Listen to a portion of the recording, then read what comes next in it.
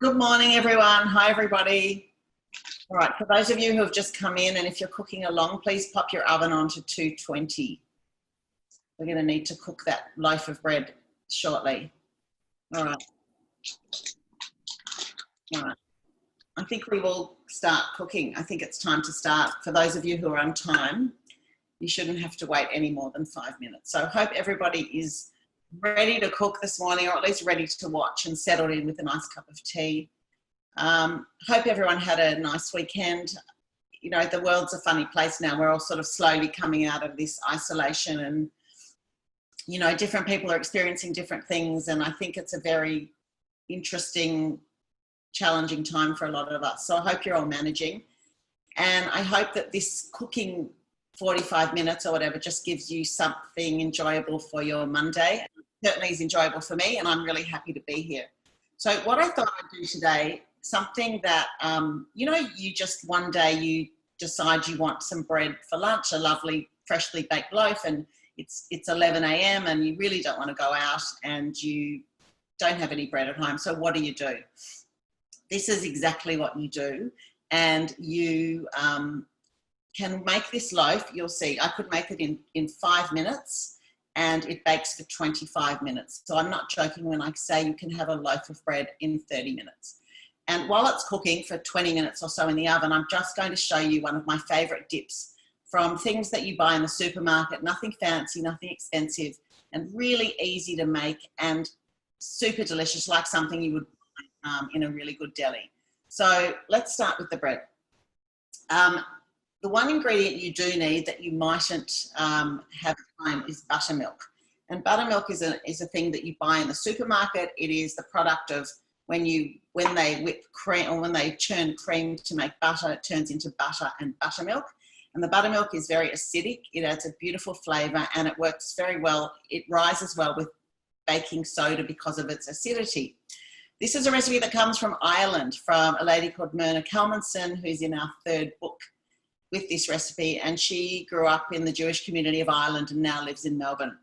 So let's start. So what you're going to need is as follows. You're going to need 225 grams of plain flour, that's 1.5 cups, half a teaspoon of bicarb or baking soda, half a teaspoon of sugar, white sugar, caster sugar, whatever you've got, half a teaspoon of salt, and 175 mils of buttermilk. If you don't have buttermilk, you can actually make your own. And what you need to do is take that quantity of regular milk, so just use full cream milk, 175 mils, and into that add 2 teaspoons of lemon juice, or 2 teaspoons of yogurt, natural yogurt, and just mix it and let it sit for 5 minutes or 10 minutes, and you'll have a good enough version of buttermilk. It's not exactly the same, but it's pretty good. So everyone should have those 5 ingredients ready: flour, sugar, salt, bicarb, and buttermilk. You're going to need a baking sheet. Get out my old favorite. You can see how tarnished and worn it is, but I can't use any other. It's my favorite. And I'm going to grease it with this is just the butter packet, but I always keep them in with my butter, so that whenever I need to grease something with butter, I just do this. Just smear it all over. So it's a really good use of something that you just throw out. Okay, so there's our tin, our baking sheet, I should say, or baking tray. Okay, you'll need an extra little bit of flour, just a handful, when you're going to sort of make the loaf on the bench. The original recipe had made 2 loaves, but I thought that some of us just want to make 1 loaf. Maybe you're on your own, or there's only 2 of you and you don't want 2 loaves of bread. What happens to me is I make 2, we eat 1 goes in the freezer, and I leave it there for 6 months till I throw it away. I don't know if any of you have the same thing with your freezers. You know, you put everything in there intending to use it again, and then you leave it and forget about it, or don't label it, and it doesn't work. So I think let's just make 1 loaf today and see how we go. You'll need a bowl, a mixing bowl, and we're going to sift the dry ingredients together. If you don't have a colander or a sieve, you can just put them all in the bowl and use a whisk to mix them together, which is fine.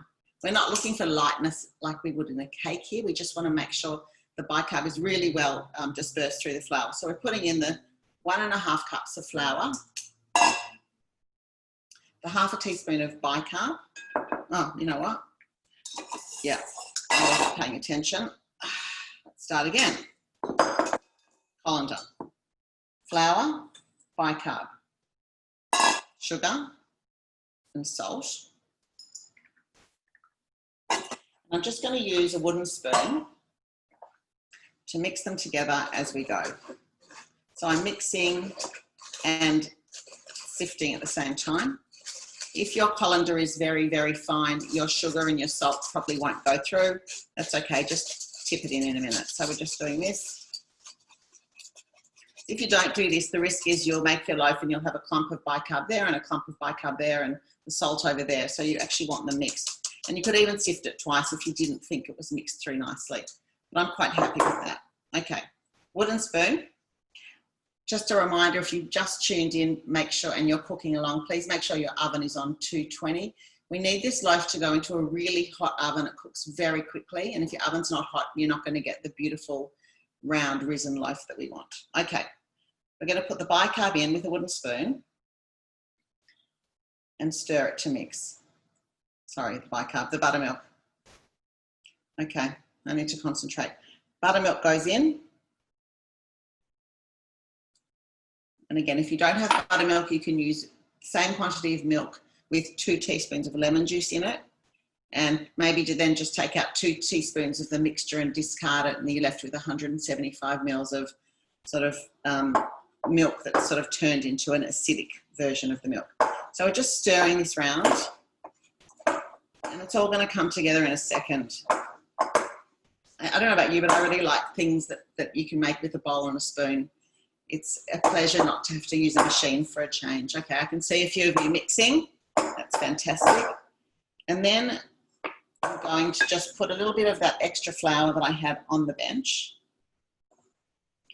And I'm going to use a knife and just get this off. Now, what I really like to add, if anyone wants to do this, just go and grab some now. I think it's nice to add some oats. I've just got some rolled oats. If you want to go and grab them if you're cooking along and you don't have them, or you don't really need them, I just think they add something a little bit rustic to the loaf. I'm just putting like a large pinch in the loaf, and I'm just going to give it a quick knead. It's not like making challah or making bread that you want to really knead it. We're just kneading it to make it a smooth dough.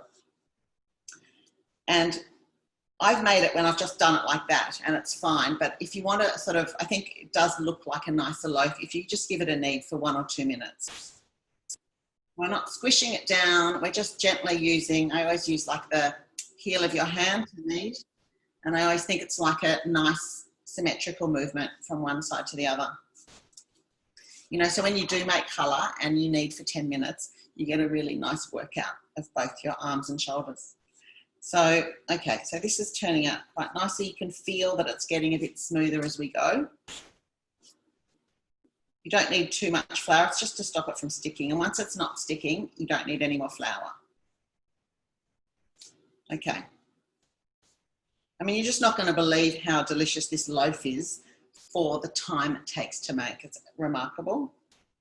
Okay, so I'm just trying to, I want to make sort of a smooth loaf, smoothish. So if you've got cracks and stuff, sort of put them at the bottom and make the loaf as round as you can. And then I'm going to put some oats on the top because I really, really like that look. It just looks like a really lovely rustic country loaf of sorts, you know, which evokes all sorts of memories. And then we're going to put the loaf on your baking tray, which we've greased with butter. And then with a knife, with a sharp knife, we're going to make a cut across the top, quite deep. Don't be afraid. It's going to obviously rise and close up a little bit, but it's lovely to have that very definite line, those very definite lines across it. So that's it. That is the loaf. I mean, you can't get quicker, simpler, easier than that. And you'll see that when you make it next time, you will make it in yourself in 5 minutes. Okay, a few more. And I'm going to put it in my very hot oven. Please make sure your oven is hot. If it's not hot yet, just leave the loaf for a minute. I'm going to put it in. My oven's been on for a while, so I know it's definitely hot.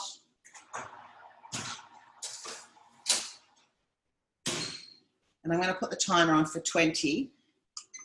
I always make a rule for myself that if the recipe says 25, I'll never put it on 25 and go away. Even if it's a recipe I know really well, I'm going to put it on 20 and check. Everything I do that like that for a cake, for anything, for a soup, whatever I'm making, I never follow, and I always look before the end of the cooking time.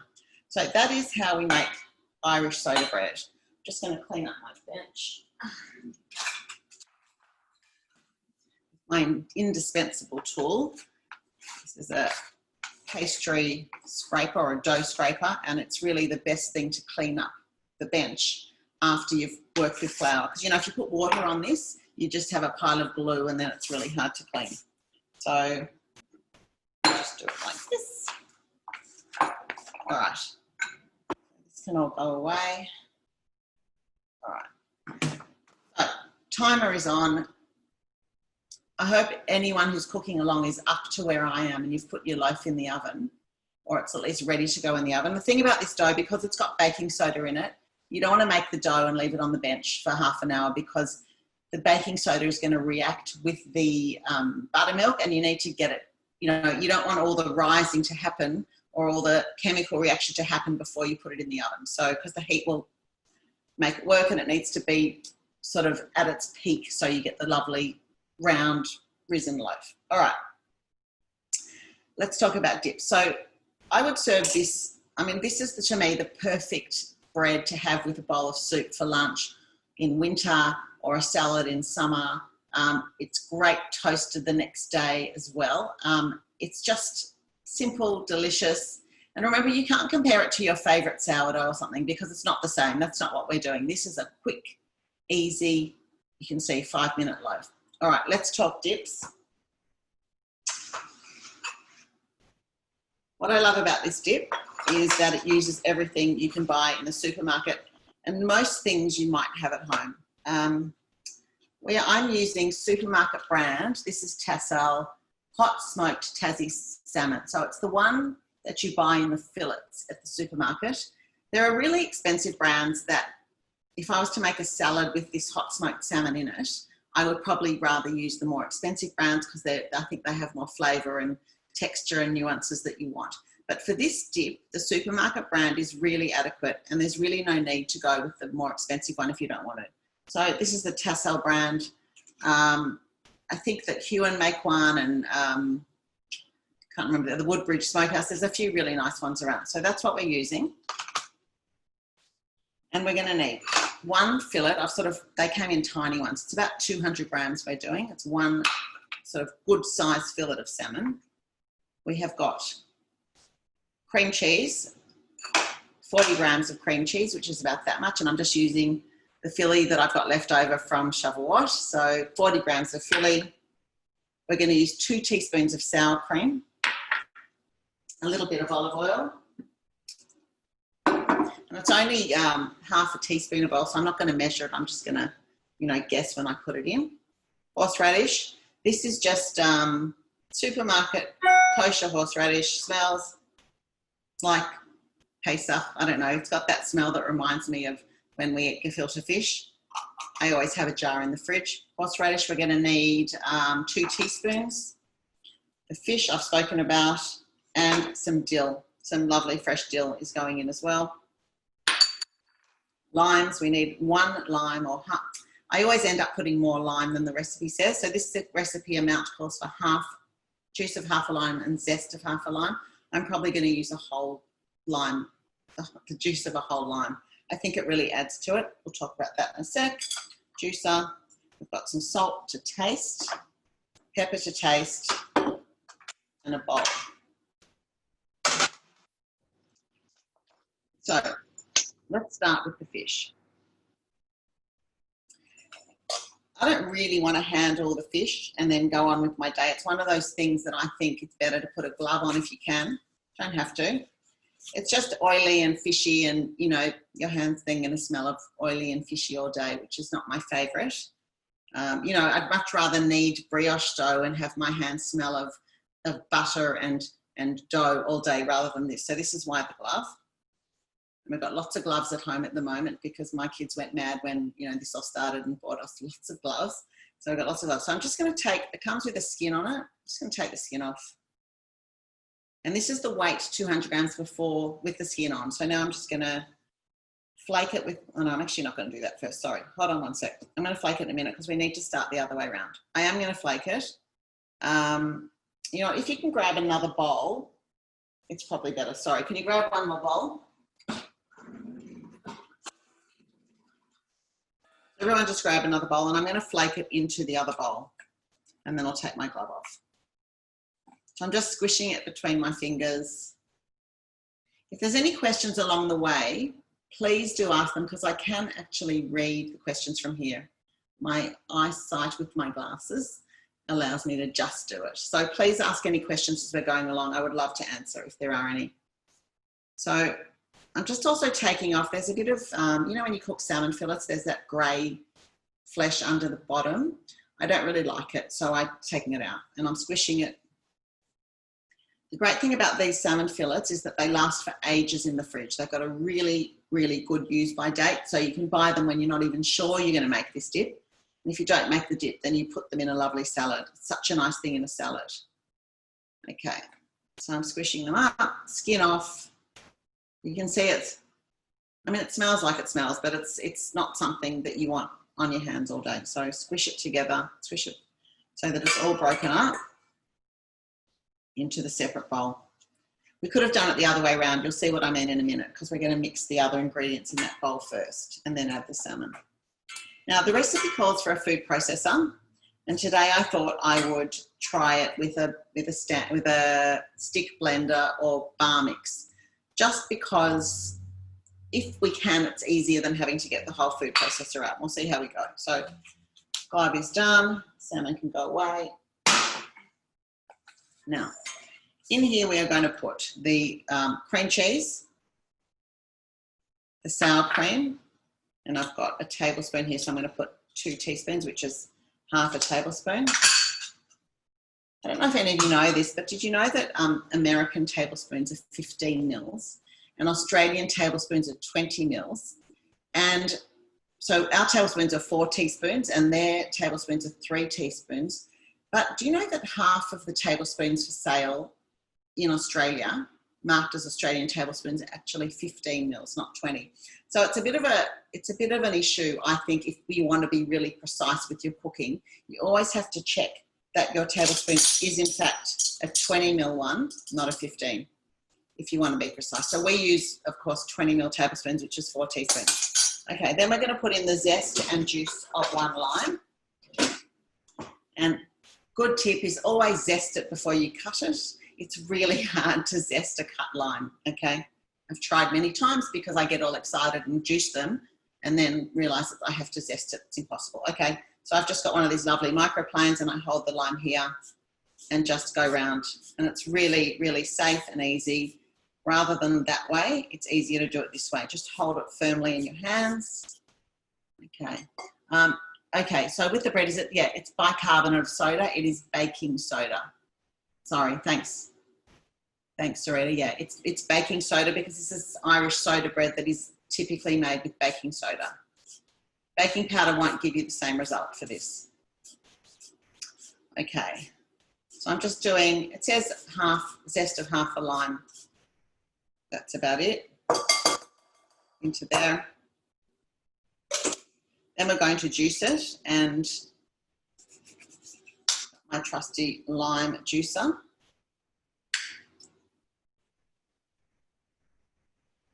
Okay. And we're going to, I mean, the recipe says to taste for lime and salt and pepper at the end. I read something yesterday where someone said, you know, why do recipe books tell us to taste, you know, season to taste, when I'm using this recipe book so that they tell me what it's supposed to taste like, because I've got no idea, which is a very good point. So I think what I'd like to say, when you finish this dip, taste it. And if you think to your taste it needs more salt or pepper or lime, then you just add a bit more. So it's really, the basic recipe is here and you have to decide if you want any of those flavors a little bit more pronounced. I'm going to just go ahead and do, these limes are so huge, they don't fit into the lime part. Giant limes. Sometimes my fruit shop has giant fruit, like they think it's better. It's really not. Okay, can you rather make the bread rolls than loaf? Yes, you can. Someone did that actually last time I did this, and they were very happy with it. My concern would only be that you wouldn't get the brown outside and the crust because it wouldn't need to cook for so long. So it's worth a try though. I love the whole loaf because I love the crusty outside and the soft, fluffy inside. Okay, so I've done juice of a lime and the horseradish.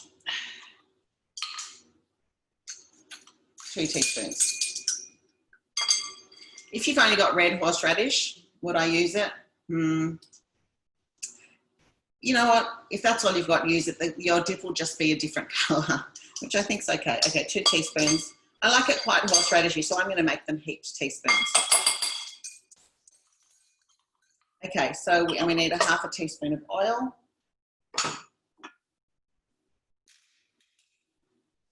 You know what? I will measure it. 1/2 teaspoon.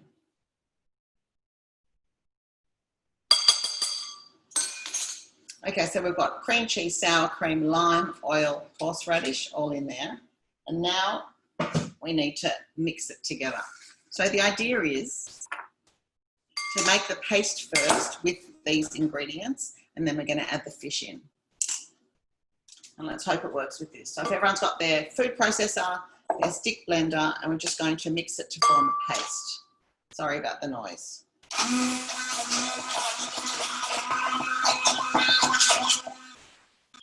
Yeah, that works quite nicely. I'm happy with that.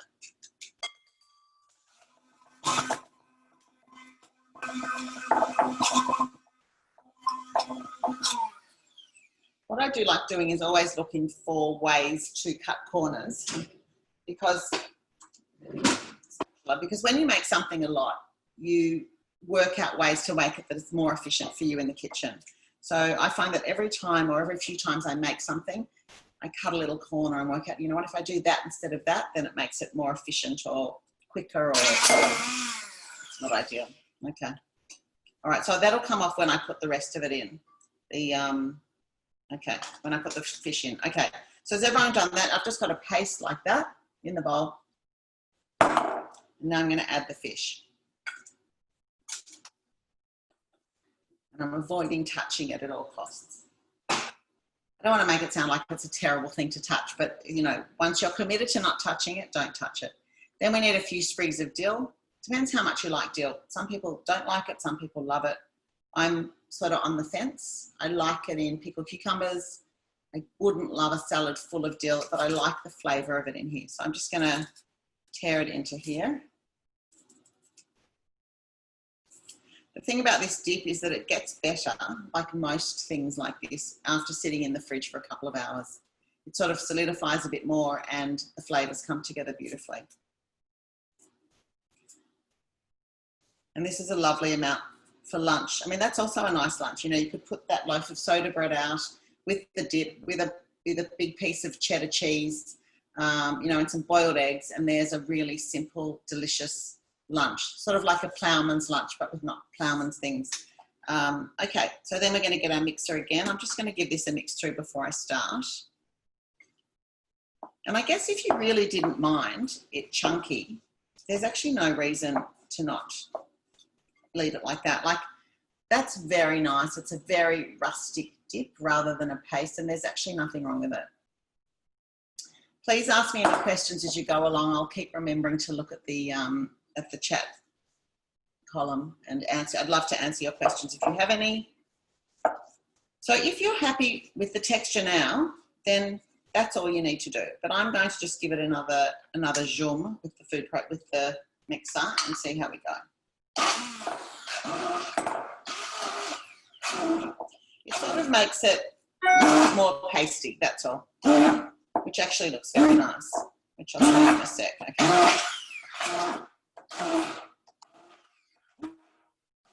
I've got to say, after doing it in this, I don't know why I would use the food processor ever again. It's so much more to clean, and this is a really nice result.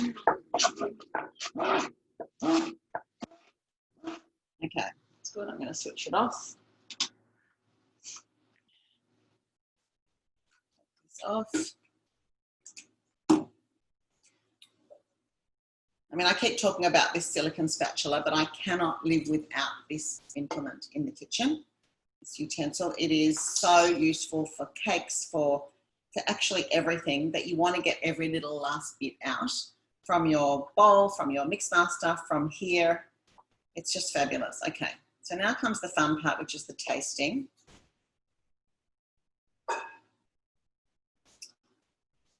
I don't know if any of you noticed, but I'm trying really hard to clean up as I go along because I realise that I've been very messy because I want to get everything done, and so I just keep cooking and then the mess piles up and I realise it doesn't look so good. So I'm trying very hard and I hope you notice.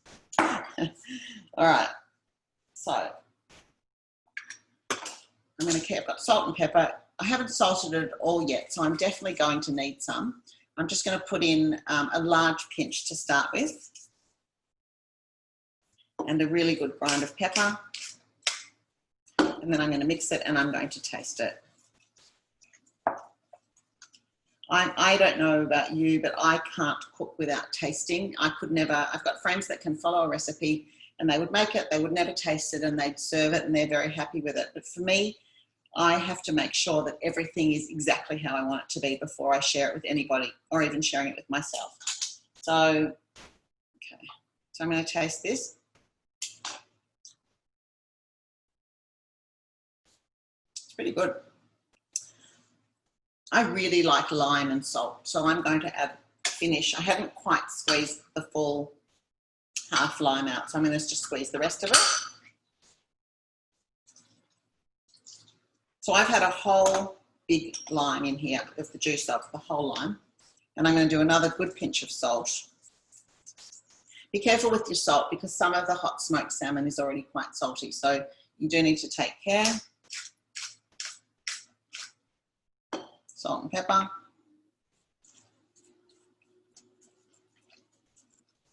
And that's it. Like, I'm so happy with that. Have a look at that texture. It's really, really, really delicious. It's not fully smooth. It's not like cream cheese. It's just rustic and lovely, and you can see what's in it. You can see the bits of dill. Love it, so good. Okay, so how are we going to serve it? I would get a nice board like this. And I'm going to put the dip in here. I just had to do this today because it made me think of my mum. I don't know if she's watching today, but we had a thing in our family, and I'm sure many of you can relate to this, where you never put anything on the table in the packet that it came in, right? So if you're going to put, my parents ate margarine. The margarine was always put in a dish like this. When we had cottage cheese or cream cheese with bagels on a Sunday, always put in a dish. So I got it ingrained in my head that I can never serve anything in the packet. And occasionally when I'm feeling lazy, I do, and I'm like, no, I can't. My mother would not approve. Okay, so now I'm going to put this, I've got a nice little serving bowl. I'm going to put the dip in the serving bowl. This dip is actually so wonderful. I've forgotten how good it is. Okay, perfect size. Okay, so I've got that. And if you weren't watching, I of course would lick this, but I'm not going to. I'm going to hold back. I've got some lime wedges, which are lovely to squeeze on.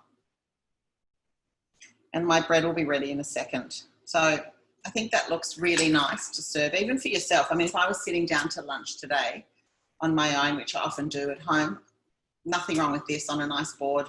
I could work my way through the loaf and the whole bowl of dip in a couple of hours easily. All right, just gonna get this ready for the bread. I'm very excited to see the bread. I'm very excited to show you the bread, actually.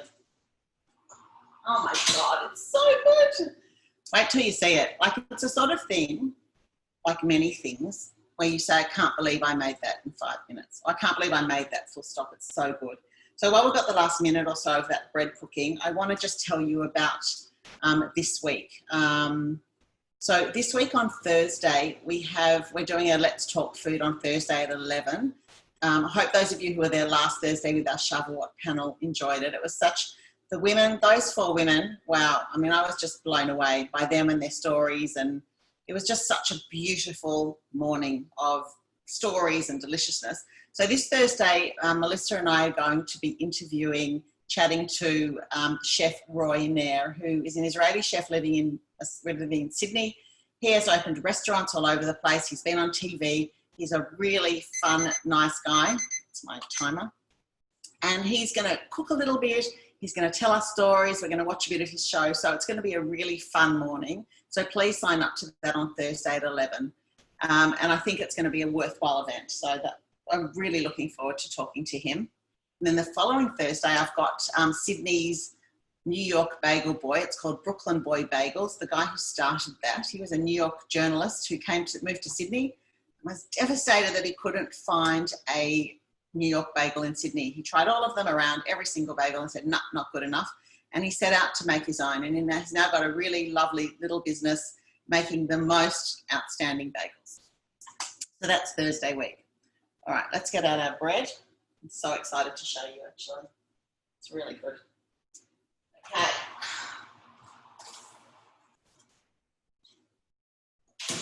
Look at this. See, and this isn't even one I've made before. Like, you saw me make it. There's no pretend here. This is really how it is. And this has been 20 minutes. And you can see, I think it's probably cooked. So that goes on our board. Okay. So this is exactly how I would serve it. I'm going to cut it open in 1 minute to show you the inside. But I think that's a really, really lovely thing to serve for brunch, for lunch. People come over for drinks on a Sunday. You want to have something lovely yourself on a Sunday. It's perfect. Okay, so it's probably too hot to cut. Just give me 1 minute and then we'll cut it open. I don't know if any of you, how yours are going, if anyone's pulled theirs out of the oven yet. I'd love to see if anyone has theirs and they're ready and they're looking the same. Wow. Yep. Awesome. Oh, Sheila, yes. Sheila's looks fantastic. And it smells good too. It smells like a beautiful country loaf, and the baking soda just adds a flavour that, you know, it's not too much, it's just the right amount. Buttermilk, really lovely. Okay, let's cut it and see. So you can hear, I don't know if you can hear that. I'm going to cut the other side so you can hear it. Crusty is what I'm trying to tell you. It is super crusty, which is what you want. So I would never usually cut it this hot. It is just too hot to eat, but it just smells, you know, it's almost like it's got a hint of scone flavour and texture to it, because obviously it's a quick cooking thing, but the inside's fabulous, smells great. I know it tastes great, and you could even not do the dip and just have this and butter and cheese, and I'd be really happy if you had me over for that. You know, imagine loaf of bread. Oh, there's another one. Oh, Gillian, yes. Fantastic. See how good it is? Like 30 minutes, a loaf of bread. I think it's amazing. I think it's amazing. All right, so just before I sign off, are there any more questions that I can answer? Because we're finished with the cooking today. I hope you enjoyed that. I loved sharing that with you because I think they're really great recipes to have. For 1, for 2, for 5, for 10 people, whoever you're cooking for, it actually ticks all the boxes. Lisa, Robin Chester has asked what salt you use. I use different salts for different things. It's a really good question. And we battle with it all the time because there's so many salts out there. So for serving on the table, or for finishing a dish, for finishing a salad, for sprinkling on the top of something, I would use like this, like a Malden or a sea salt flake. And the best brands to me are Olsen, which is made in Australia, which is fantastic. That's, I think, OLSSON. And Malden, of course, which we all know. And there's also Murray River flakes, the pink ones. But for cooking every day, like for putting in a pasta water or when you're boiling potatoes, I think you don't want to waste that. That's expensive and it doesn't make it any better. I would buy a good salt from the supermarket. So I probably wouldn't buy the Saxa, but you know what? I grew up eating Saxa and it was fine. But, you know, there's lovely, fine, pink Himalayan salts that are great for salting water and stuff. And I think that's where I would start. and for cooking as well, and this one for eating and serving. So that's my salt thing. So thanks, Sheila, and thanks, Sandra. It was great showing this to you. I'll just give another shout out again for Thursday, 11 a.m. Please join us with Chef Roy Nair. We promise you a really fun morning. And the next Monday at 11, I will be back cooking something delicious. At the moment, we've scheduled an almond meringue torte, and I'm going to make a small version so it's perfect for 1 or 2 or 4 people rather than 10 people. So we're going to make that. And then next Thursday's Brooklyn Boy Bagels. So we've got 3 great events coming up.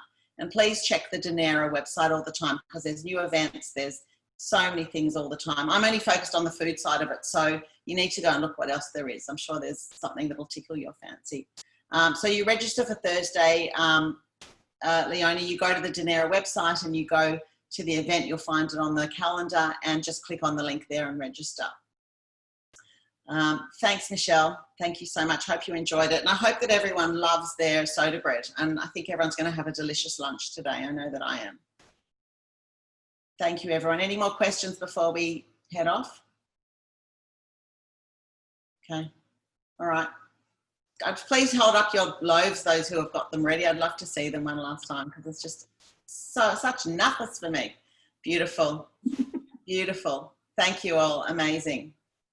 So happy to see you, these loaves. You've made my morning. Thanks all, and I hope you have a great Monday. And I'll hopefully see you all on Thursday. Bye, everybody.